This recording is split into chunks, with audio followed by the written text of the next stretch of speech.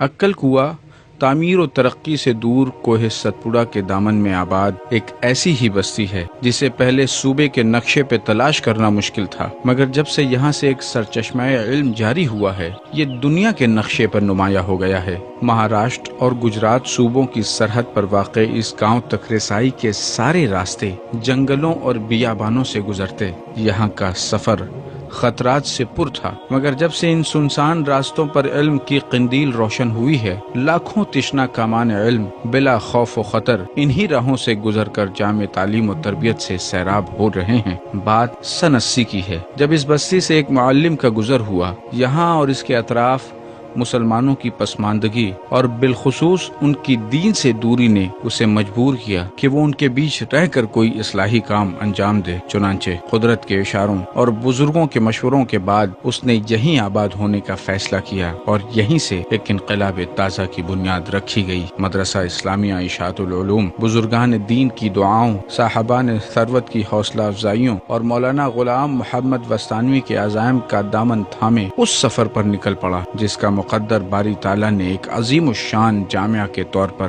متعین کیا تھا۔ جب ہم عکل کنواں پہلی بار آئے، ہمارے دوستوں اور شاگردوں کی دعوت پر ایک ہی بات اللہ کی طرف سے دل میں بار بار آتی رہی کہ یہیں بیٹھ جاؤ۔ ہمارا پہلا سفر پورا کر جب اپنی جگہ پر دارالعلوم کنتھاریا جہاں میں خدمت کر رہا تھا پہنچا، میں نے وہاں پہنچ کر ہمارے اکابرین علماء کو خطوط لکھے۔ اتفاق کی بات ہے کہ ہر ایک کا جواب بھی یہی آیا۔ چنانچہ میں ان بزرگوں کے مشورے سے پھر میں نے عکل کنواں کے بارے میں اپنے دل میں یہ بات ٹھان لی کہ اب مجھے اپنی زندگی کے جتنے بھی دن باقی ہے وہیں گزرنا ہے، وہیں مرنا ہے۔ گاؤں کی مکرانی پھلی مسجد سے متصل ایک چھوٹے سے کمرے میں چند طلبہ اور مولانا یعقوب و حافظ اسحاق صاحبان کی رہنمائی میں درس و تدریس کا یہ قافلہ چل نکلا۔ مولانا غلام محمد وستانوی کے اخلاص کو دیکھتے ہوئے جلد ہی بستی کے لوگ بھی اس مشن سے جڑنے لگے۔ مولانا کی ایک آواز پر حاجی یعقوب اور حاجی محمد سلیمان صاحبان نے 10 ایکڑ زمین وقف کر دی۔ مولانا نے اکابر علماء کی مسلسل رہنمائی میں مدرسے کی منصوبہ بند توسیع کا کام شروع کیا۔ ملک بھر سے طلبہ جوق در جوق داخل مدرسہ ہونے لگے۔ حفظ کی چھوٹی سی کلاس بڑھتے بڑھتے ایک وسیع و عریض دارالقرآن کی شکل اختیار کر گئی۔